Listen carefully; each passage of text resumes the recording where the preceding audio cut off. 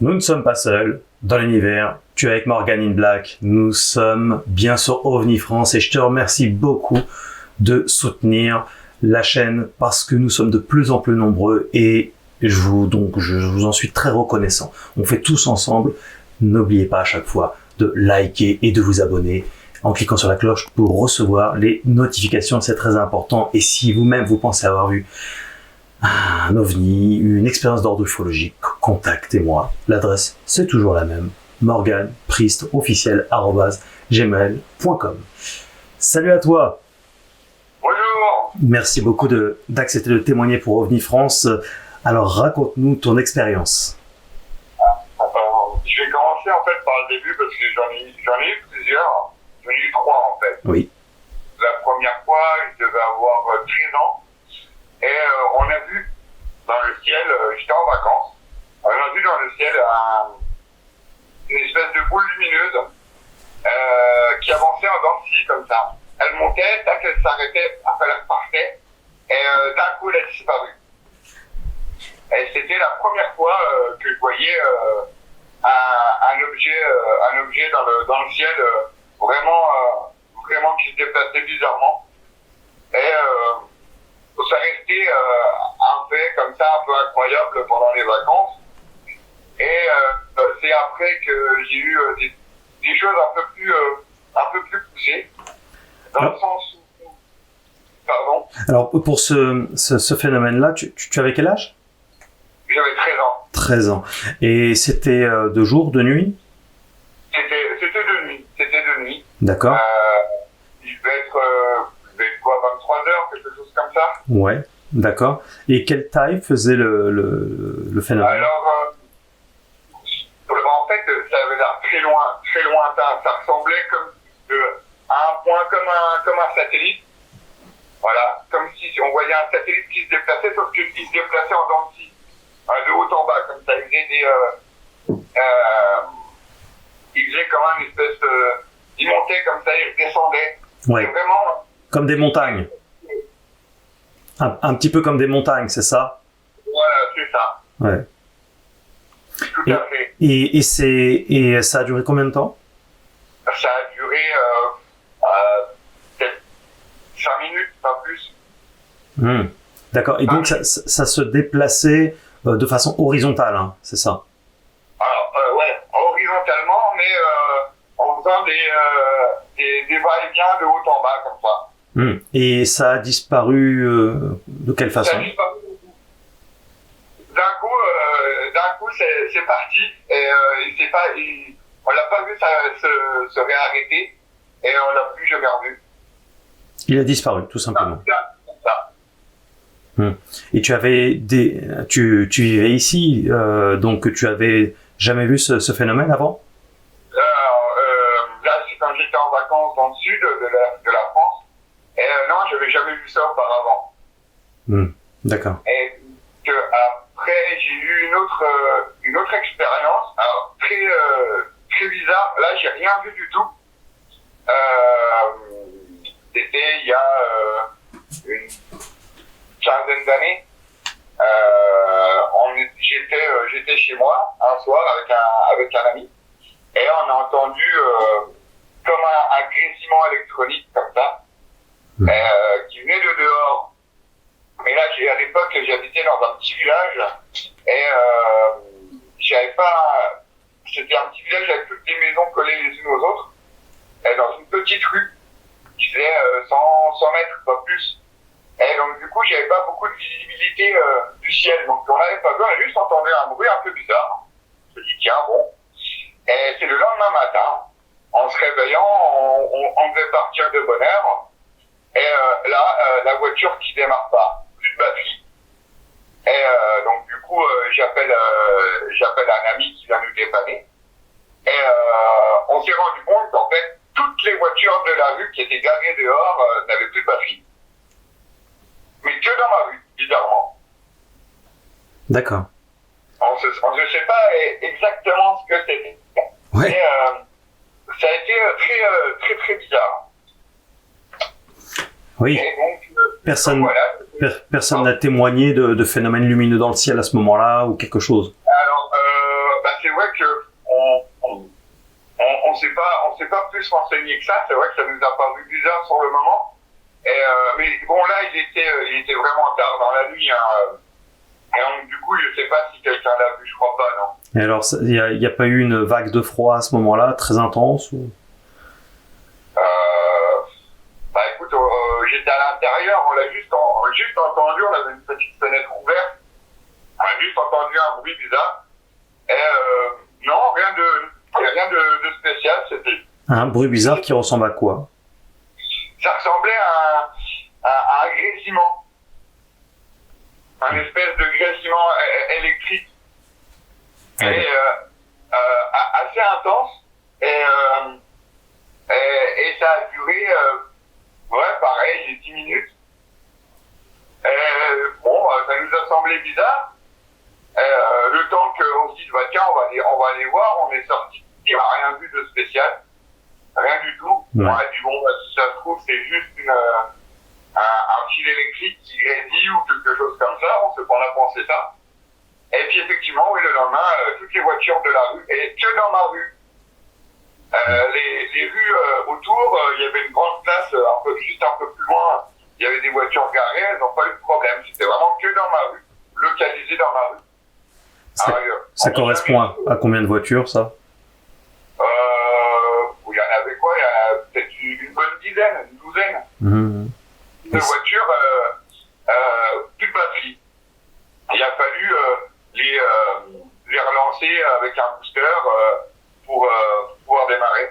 Et tu es certain que dans les rues annexes, il n'y avait pas eu ça? Justement, on s'est posé la question, j'ai demandé aux commerçants qui avaient dans le coin un peu plus loin, dans d'autres rues, si ils n'avaient pas entendu parler de ça. Elle me dit non, à part dans votre rue, les autres, ils n'ont rien eu. Il n'y a rien eu. Après, moi, j'ai ma rue qui est la rue, elle donnait dans la forêt. Donc, si l'objet qui est passé, il est monté, après, il est parti directement au-dessus de la forêt. Donc, je sais pas trop ce qui s'est passé ce jour-là, mais c'est vrai que ça reste un fait un peu étrange. Ah oui, c'est très mystérieux. On ne peut pas savoir si c'est relié à un phénomène ufologique, mais tout est possible. Exactement. Et après, là, je vais passer justement à celle que j'ai vécue il y a pas si longtemps que ça. Ça doit faire 5 ou 6 ans. 6 ans, ouais. Donc je rentrais avec un ami, on devait rentrer chez moi, et pour rentrer, on avait 15 minutes de route. Et on part, on arrive sur l'autoroute, et on voit un halo lumineux, comme si c'était, je sais pas si tu vois les spots de boîte de nuit, là, qui font un grand faisceau qui éclaire les nuages. Ouais. Alors, on a vu ça, mais sans faisceau. Donc, on voyait pas le faisceau. On voyait juste un halo lumineux au-dessus sur les nuages qui nous a suivis tout du long pendant les 15 minutes d'autoroute qu'on avait à prendre. Et le pire, c'est que quand je changeais de direction, il restait toujours au même endroit. C'est-à-dire que si je change de direction, que c'était juste un halo lumineux quelconque, il y aurait un moment, il aurait disparu de mon champ de vision. Oui. Alors là, c'était pas le cas. Il est resté vraiment... mais je me suis posé la question de savoir si c'était un problème sur la vitre de la voiture. On a descendu les vitres et ça restait là et ça nous a suivis jusque chez moi. Alors qu'on comprenne bien, vous êtes descendu de la voiture, vous avez bien constaté... Non, on n'a pas descendu les vitres. D'accord, ok. De la voiture en pensant que c'était quelque chose sur la vitre, que ça nous suivait et ça nous suivait vraiment. Ça restait toujours au même endroit de mon champ de vision. Est-ce que tu as réussi à regarder au-dessus de la voiture? Alors, justement, c'est ce qui est une fois, parce que là on était sur l'autoroute, je ne pouvais pas m'arrêter. Donc on s'est posé la question, une fois que je suis sorti, on est arrivé à un rond-point, on s'est mis un peu sur le bas-côté, pour regarder plus attentivement. Et Et effectivement, ça bougeait pas, ça restait là. Et je pense que c'est à ce moment-là qu'il y a eu un petit souci. C'est-à-dire que quand je suis arrivé chez moi, il y avait mon ex qui m'attendait. Et elle me dit ah, mais vous êtes à la bourre, vous avez 3/4 d'heure de retard, je n'ai pas arrêté de vous appeler. Et effectivement, je regarde le téléphone arrivé chez moi, j'ai 2 ou 3 appels en absence, et on avait effectivement 3/4 d'heure. On ne sait pas où ils sont passés. Il y a un missing time, très bien. Et c'est... Ouais. Et on ne sait absolument pas ce qui s'est passé.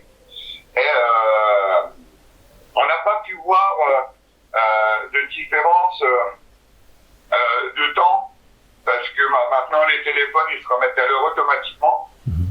Et l'horloge de la voiture, de toute façon, elle n'était pas à l'heure, elle clignotait, donc on n'a même pas fait attention. Mais c'est vraiment qu'en rentrant que mon ex me dit, mais je vous ai appelé, personne ne répond, vous avez 3/4 d'heure de retard. Qu'est-ce qui s'est passé? Et on n'a pas été foutu de dire ce qui s'était passé parce qu'on n'en avait aucune idée.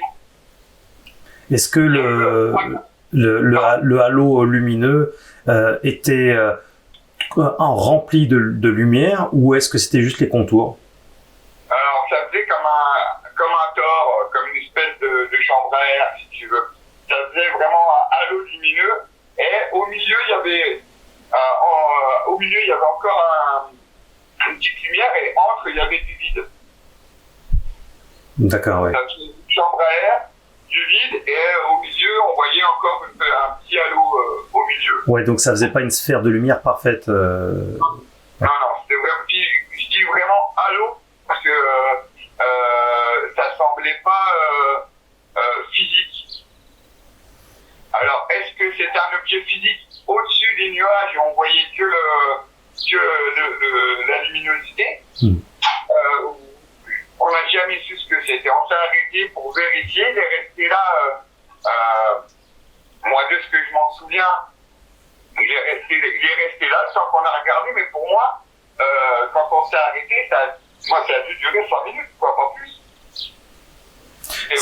Certains te diraient que c'est un hélicoptère de la gendarmerie qui te suivait pour excès de vitesse et qui vous éclairait et vous suivait. Non, du tout, parce que là, un hélico, alors, quand on s'est arrêté, on l'aurait entendu, et puis, et non, du tout. Et puis, quand on s'est arrêté, il m'a suivi, même quand on s'est arrêté, il s'est arrêté, quoi. On le voyait, il s'est arrêté. Ouais, vous étiez ciblé. Ouais, mais c'était pas un objet, c'était très silencieux, il n'y avait pas de bruit. Et je pense que c'est à ce moment-là qu'il y a eu ce temps manquant. Parce que ça aurait été sur l'autoroute, on aurait peut-être eu des problèmes. Et je pense que c'est à ce moment-là. Donc il faisait nuit, hein, c'est bien ça? Il faisait nuit, oui, il faisait nuit. Il faisait nuit, mais il n'était pas si tard.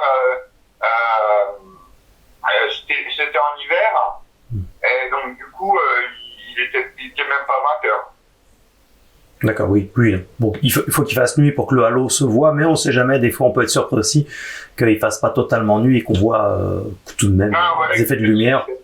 C'était en plein hiver, et effectivement, on a regardé ça, on s'est posé la question parce que ça nous suivait, puis ça restait dans notre avion, quoi. Et vraiment, on s'est posé la question de savoir si il n'y avait pas, je sais pas, quelqu'un qui jouait plus lent. On s'est posé tout plein de questions à savoir, mais on n'a jamais eu de réponse. Et c'est ce fameux temps manquant là qui nous a plus vers l'OVNI, quoi. Oui, on est clairement dans quelque chose qui se rapproche bien du phénomène ufologique, puisque il y a en prime le temps manquant. Donc là, c'est très symptomatique, très commun de phénomènes d'ordre ufologique. Il n'y a pas juste cet halo lumineux qui vous suit perpétuellement pendant des kilomètres et des kilomètres. Pas de bruit, pas d'hélico, pas d'engin au-dessus. Rien du tout. Oui. Rien du tout, et vraiment silencieux. 2, ça nous a suivis, on s'est arrêté justement parce qu'on était un peu intrigués pour voir si justement comme on était en mouvement, on s'est dit bon, on va s'arrêter pour voir si l'objet ou la chose bouge ou pas. Et bizarrement, c'était resté fixe. Et le temps qu'on s'est arrêté, mais je te dis, pour nous, on s'est arrêté 5 minutes, quoi. Et quand on est arrivé, il y avait 3/4 d'heure qui s'était écoulé, et on n'a jamais su pourquoi. C'était sur quelle autoroute, dans quelle région? C'est la 31, en Meurthe-et-Moselle. Très intéressant. Et en fait, ce genre de témoignage-là, il est assez... t'es loin d'être le seul. Hein. J'ai pu en éplucher quelques-uns.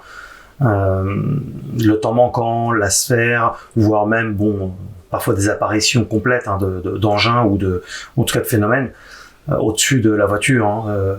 Même la voiture qui s'arrête, qui ne fonctionne plus, des choses comme ça. Donc, Oui, mais c'est pour ça que j'ai voulu expliquer le phénomène qui s'est passé avec les batteries qui se sont déchargées. Mais je comprends. Là, on n'a pas eu le cas, mais ça aurait pu nous arriver, mais on était sur l'autoroute quand même. Est-ce que tu en as parlé à du monde de cette aventure? Alors oui, entre amis, comme ça, j'en ai parlé, mais j'en ai pas parlé à des spécialistes ou quoi que ce soit. C'est la première fois que j'en parle à quelqu'un comme ça, vraiment.